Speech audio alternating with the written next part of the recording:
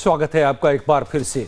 अब टेररिस्ट कहीं भी हो उनको ढूंढेंगे और खत्म कर देंगे। आप सुन रहे थे हमारे आर्मी की बात। पहलगाम आतंकी हमले के बाद भारत सरकार और देश की सेना के एक्शन ने आतंकवादियों और आतंकियों के आका को दो टूक संदेश दे दिया है, और वो ये है कि हम फ्लावर नहीं फायर पावर हैं। फायर सीमा पर भले सीज फायर हो, लेकिन आतंकवाद के खिलाफ दिल में फायर है और दुश्मनों पर भी फायरिंग जारी है।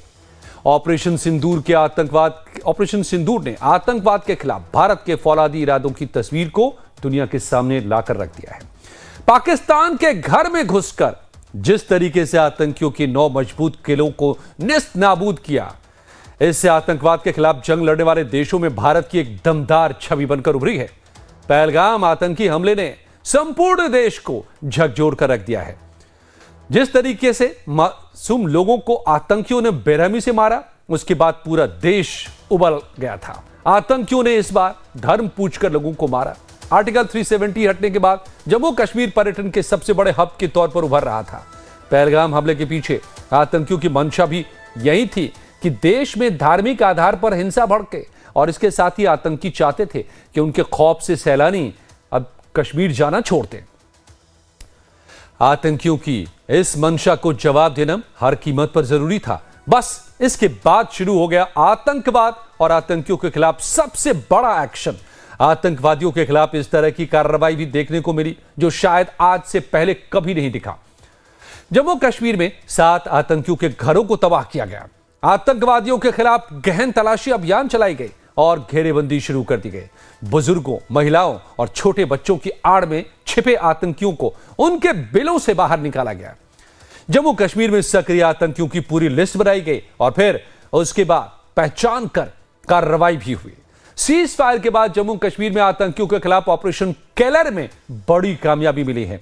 कुल 6 आतंकियों को मार गिराया गया है, जबकि 8 आतंकियों की तलाश अब भी की जा रही है। सेना और सुरक्षा बलों ने साफ कर दिया है कि आतंकवाद के खिलाफ यह मुहिम आगे भी जारी रहने वाली है, और इस बार आतंकवाद का जड़ से खात्मा करना ही अंतिम लक्ष्य तय कर लिया गया है।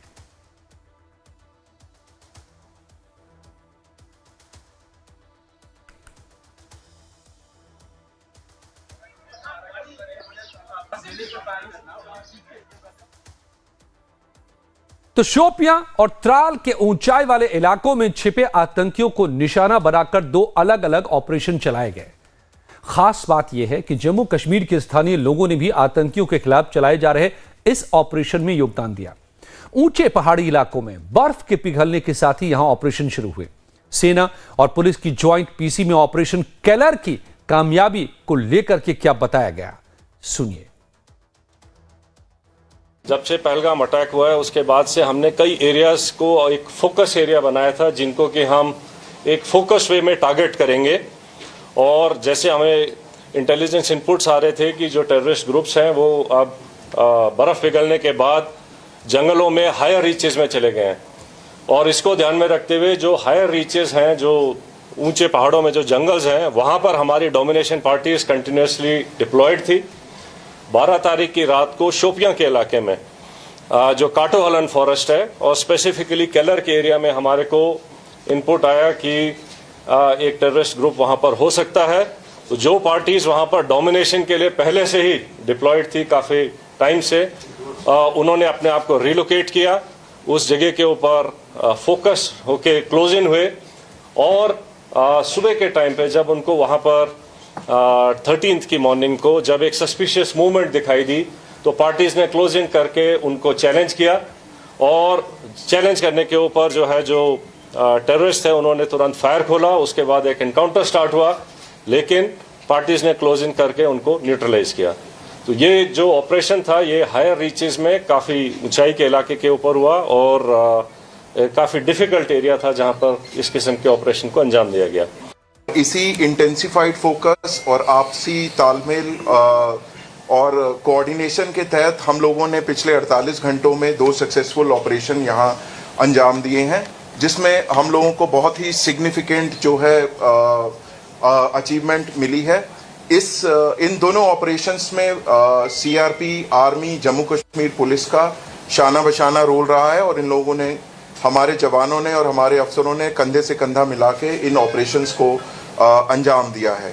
सरसरी तौर पे ये दो ऑपरेशंस, एक केलर के इलाके में जो कि शोपियां में आता है वहाँ हुआ, और दूसरा जो कि कल जो था त्राल के इलाके में हुआ। इन दोनों ऑपरेशंस में 6 टेररिस्ट को न्यूट्रलाइज किया गया। और मैं आपको ये बताना चाहता हूँ कि ये जो आपसी तालमेल है सुरक्षा बलों का यहाँ पे और बाकी सुरक्षा एजेंसीज का, भले ही जो भी आसूचना देनी हो, इंटेलिजेंस एजेंसी हो, बाकी हो, उनके आपसी तालमेल और समन्वय के कारण ही ये ऐसे जो सक्सेसफुल ऑपरेशन संभव हुए हैं। और हम सब लोग जम्मू कश्मीर में, खासकर कश्मीर वैली में इस चीज़ के लिए कटिबद्ध हैं कि जो टेरर इकोसिस्टम है या कोई भी टेररिस्ट एक्टिविटी है उसका खात्मा करने के लिए हम सदैव तत्पर एवं हमेशा कटिबद्ध रहेंगे।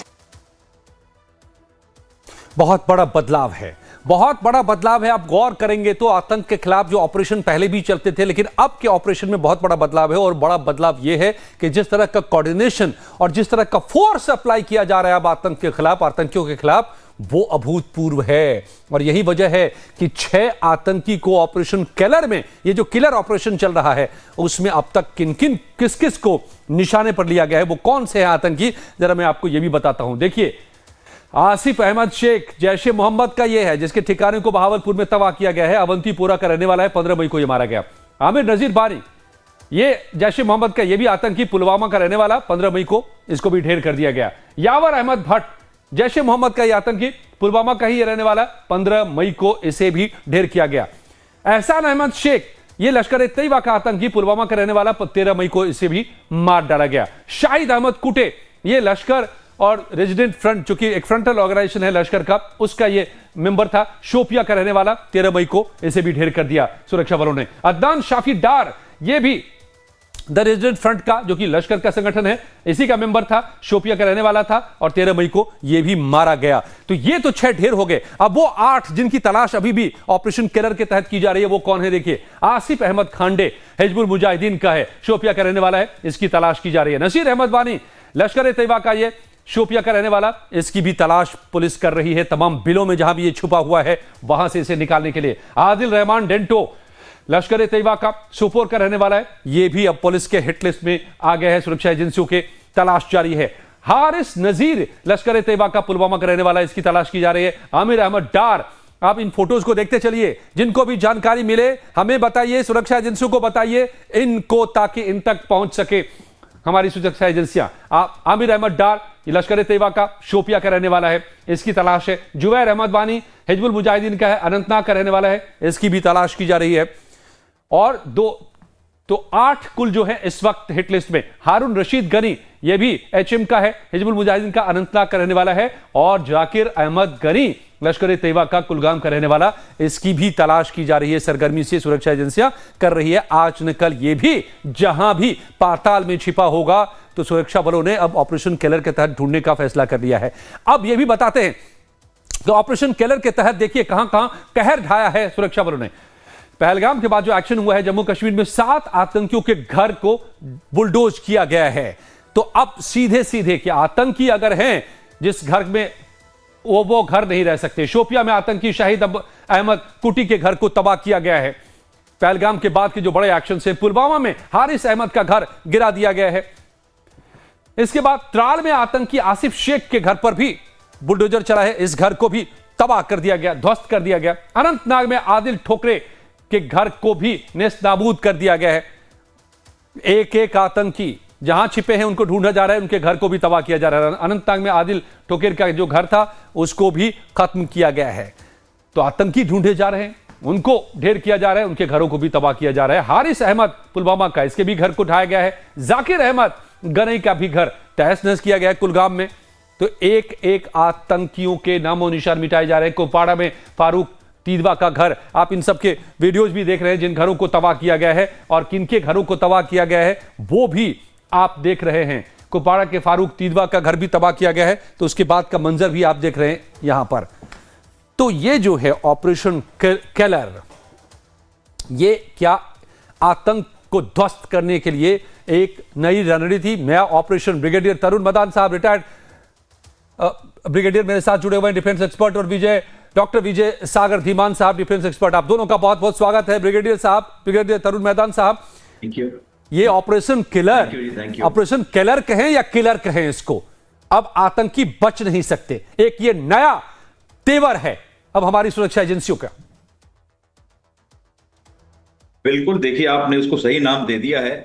जगह का नाम तो किलर है, लेकिन एक्चुअली ये ऑपरेशन किलर ही है। और बिल्कुल ढूंढ ढूंढ के खोज के इनको निकाला जा रहा है। और जिस स्पीड और जिस जोश के साथ ये ऑपरेशन चल रहा है, मुझे पूरी उम्मीद है कि कोई आतंकवादी अब नहीं बचेगा और इनको बाहर निकाला जाएगा और मारा जाएगा।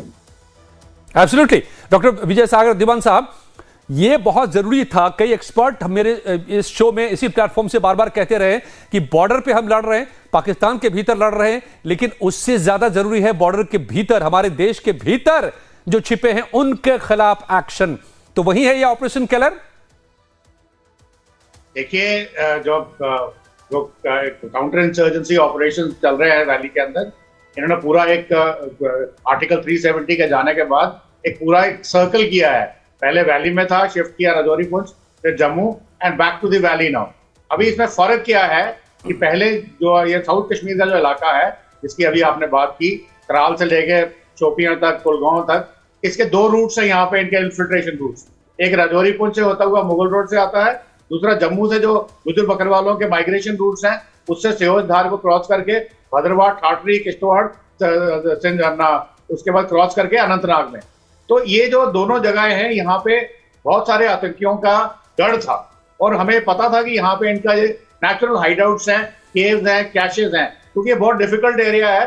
वो ऊंचे ऊंचे पर्वत है और वेरी थिकली फॉरेस्टेड वुड्स हैं, तो यहाँ पे छिपना बड़ा आसान रहता था। पहलगाम की जो घटना हुई वो इसी का एक छोटी सी चूक हुई यहाँ पे, कि जो उनकी जो सिक्योरिटी डिप्लॉयमेंट करी गई थी, वो उसका जो एवेन्यू खुलता था तराल की तरफ, उनको छोड़ दिया गया। उसके बाद जब ये प्रधानमंत्री, होम मिनिस्टर खुद ग्राउंड पे आ गए हैं और बोल रहे हैं कि हमें इंटरनल सिक्योरिटी में इनका सफाया करना है, तो हमारी जो सुरक्षा agency with in the country है, जैसे बोलूं पहले आपकी NIA और SOG जम्मू कश्मीर पुलिस, इन्होंने आतंकियों को ढूंढ ढूंढ के उनके घरों को तबाह करने का जिम्मा लिया है। फिर जो हमारी वहां पे विक्टर फोर्स है, आर्मी है, वहां पे RR है, उनका जिम्मा ये है कि जितने भी हायर रीचेस हैं, जहां पे उनके छिपने के जगह हैं, उनको कॉर्डन ऑफ किया है और ड्रोन और दूसरी सारी IR टेक्नोलॉजी को लगा के उनको ढूंढ ढूंढ के मारा जा रहा है। तीसरी है जम्मू कश्मीर पुलिस, जिनकी अभी जो बीट्स है वो फॉर्मुलाइज करी जा रही हैं, ताकि वो एरिया डोमिनेशन करें, ताकि कोई भी बाहर का आदमी आए तो उनको पता हो। चौथी है हमारी BSF CRPF, जो रोड्स को रोड ओपनिंग कर रही है, एरिया को सिक्योर कर रही है।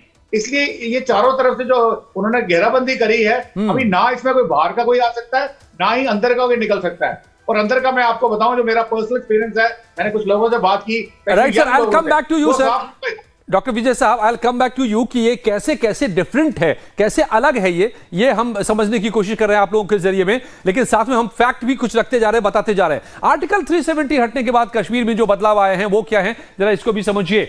पत्थरबाजी की कितनी घटना, अगस्त 2019 में आर्टिकल 370 हटाया गया और उसके बाद से क्या हालात बदले। 2018 में 1328 पत्थरबाजी की घटनाएं घटी थी, उसमें क्या बदलाव आया। 2023 में एक भी पत्थरबाजी की घटना नहीं हुई। ये देखिए 370 के बाद का फर्क।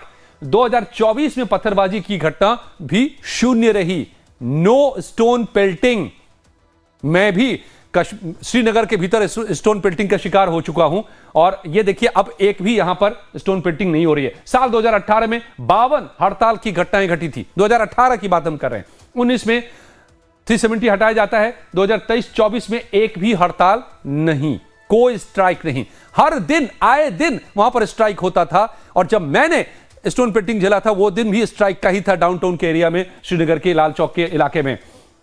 2018 में 228 आतंकी घटनाएं घटी थी, 2019 में 370 हटा दिया गया और उसके बाद क्या हुआ, 2023 में 46, ये घट करके 46 आतंकी घटनाएं घटी हैं और 2024 में 60 आतंकी घटनाएं घटी हैं, जो इसमें 2023 तक में कमी आ रही थी, 2024 में फिर हम इजाफा देख रहे हैं और फिर पहलगाम होता है।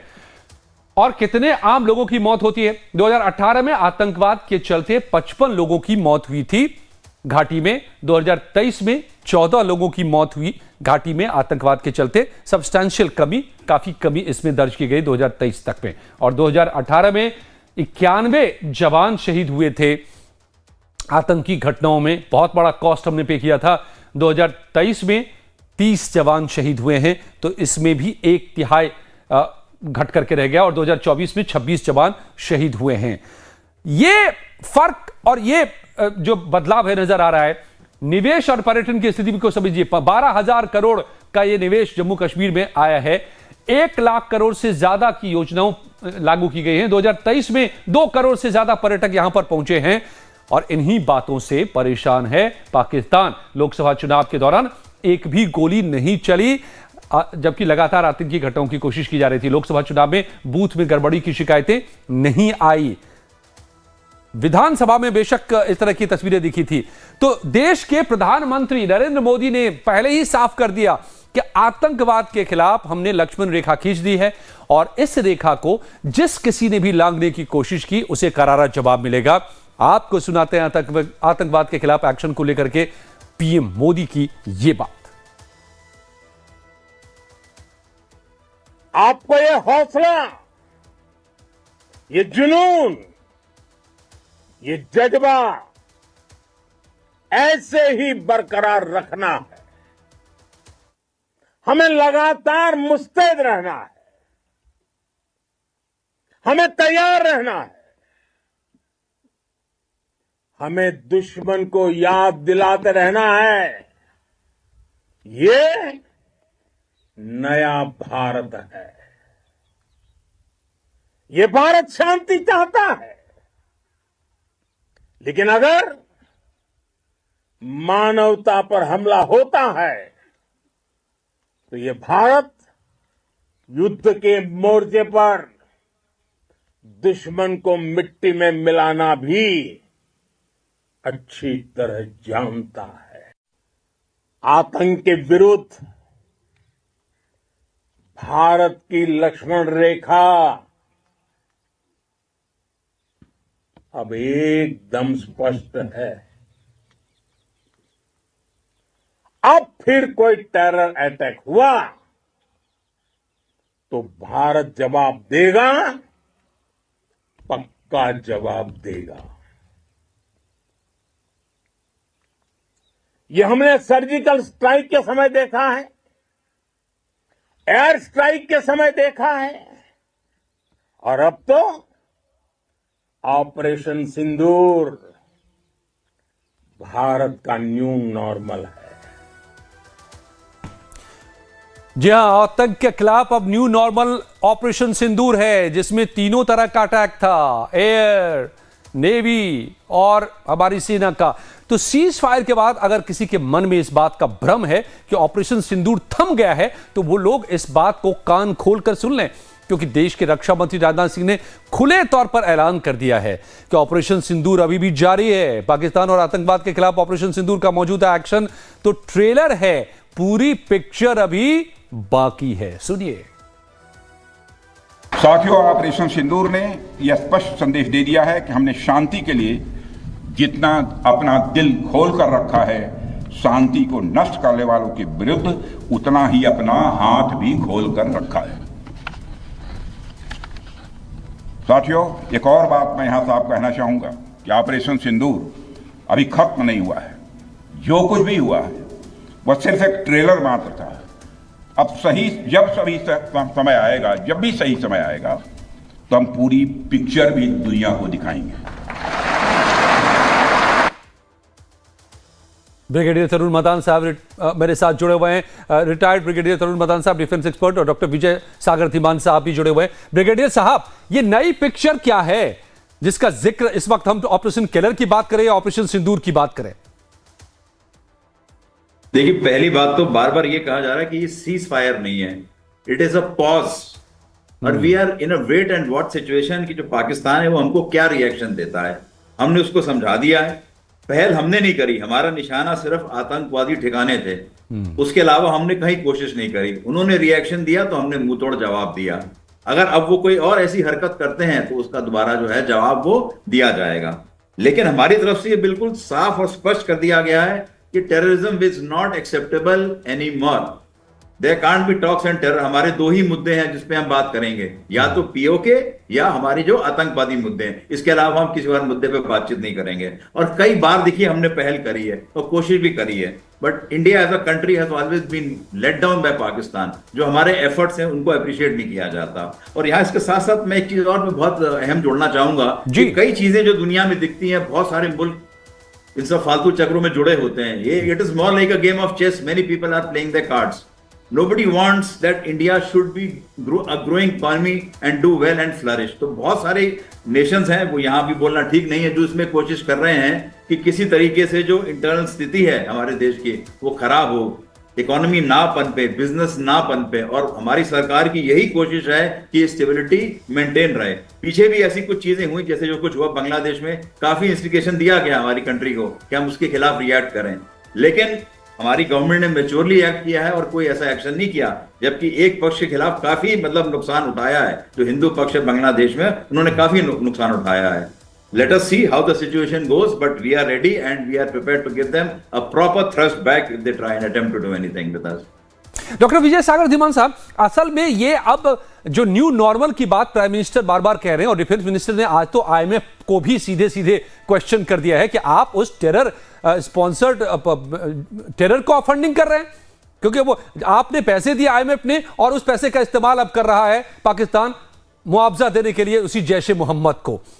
तो मतलब ये कि अब कंट्रोल भारत ले रहा है अपने हाथ में। जैसा कह रहे थे ब्रिगेडियर साहब कि दुनिया के देश नहीं चाहते कि भारत फ्लॉरिश करे या ताकतवर बनकर उभरे, बट अब हम दुनिया की परवाह नहीं करेंगे। ये है न्यू नॉर्मल, ये है ऑपरेशन केलर, ये है ऑपरेशन सिंदूर। विजय साहब देखिए Ajay ji, first of all let me tell you, I am also brigadier doctor Vijay Sagar Dhiman and one of my PhDs on terrorism in J and K and I have done 3 tenures in J and K, same thing. तो मैं आपको बता रहा था कि जो बाहर का न्यू नॉर्मल आपने बोल दिया है वो काफी डिस्क्राइब हो गया है। मैं अभी अंदर का न्यू नॉर्मल आपको बता रहा था। We have a four pronged attacks going on in a coordinated manner. आज दोपहर को प्रेस कॉन्फ्रेंस भी हुई है, IG CRPF, IG police as well as GOC Victor Force, और उन्होंने स्पेल आउट कर दिया है how exactly are we going to finish it off and we are going to do it in no time. अब पहले क्यों नहीं हुआ वो, अगर आपके पास समय हो, अभी समय खत्म हो रहा है, I would explain that also कि what has change after article 370, जो शायद आप जानना चाह रहे हैं। तो अभी ये समझ लीजिए कि हमने दुनिया को, प्रधानमंत्री ने जब अपने एड्रेस में बोला कि उसने क्लियर शब्दों में बोला अंग्रेजी में कि मैं विश्व को संदेश दे रहा हूं, and he spoke in English. That means world should know कि आपकी जो चेस बोर्ड पे जियोपॉलिटिक्स चल रही है, या आपका जो जियोपॉलिटिकल सिनेरियो है, जहां पे आपके अपने जो इंटरेस्ट है सर्वोपरि हैं, हमारे भी हैं, और अब हम डिफरेंट वॉइस पे बात करेंगे। वो भारत का जो पेशेंस वगैरह वगैरह जो है, that is all nonsense, nothing doing. अब हम किसी को डोजियर नहीं भेजेंगे, किसी को कोई प्रूफ नहीं देंगे, we will only react and act. और पाकिस्तान का जो न्यूक्लियर ब्लफ था वो भी आज की रिपोर्ट्स में आ गई है। यह बताया जा रहा है कि 99% those nuclear weapons don't belong to Pakistan. They were American weapons deployed in Pakistan pre-Cold War era, and they're still being maintained, and security was a responsibility Pakistan की US की थी। और जो भी घटनाक्रम, अगेन टाइम नहीं है, otherwise I would give you the complete rundown of the detail. तो अभी we are in a huge situation. Political will जो है हमारी बदल चुकी है, कैपेबिलिटी हमारे पास पहले भी थी और आज भी है। और अभी सबसे बड़ी बात यह है, इस कैपेबिलिटी में we talking about indigenous weapons, we talking about indigenous effort. तो भारत की जो कॉम्प्रिहेंसिव नेशनल पावर है, जैसे अभी आज आपने टर्की का देखा, तो टर्की का गवर्नमेंट ने जो उसके ऊपर लेना है डिसीजन लिया है, परंतु दुनिया के, भारत के लोग, सारी ट्रेडर्स एसोसिएशन, जनमानस, वो सब आगे बोल रहा है कि टर्की को बायकॉट करो, हम उनके एप्पल नहीं खरीदेंगे, उनके मार्बल नहीं खरीदेंगे, उनको एयरपोर्ट से हटाओ वगैरह वगैरह। ये डिफरेंट सिनेरियो है जो भारत में पहले कभी नहीं था। ये डिफरेंट सिनेरियो है और ये न्यू नॉर्मल है और ये ऑपरेशन किलर है और ये ऑपरेशन सिंदूर है। अब भारत की पॉलिसी बदल गई है। अब आतंक भारत के भीतर नहीं बर्दाश्त किया जा सकता, वो जहां भी हो, देश के भीतर या बाहर, उसे वहीं पर खत्म किया जाएगा। दैट्स द न्यू नॉर्मल और यही है ऑपरेशन केलर और ऑपरेशन सिंदूर। बहुत बहुत धन्यवाद डॉक्टर विजय साहब और ब्रिगेडियर मदान साहब, आप दोनों का मेरे साथ जुड़ने के लिए। Thank you so much sir. और खुशी पलों में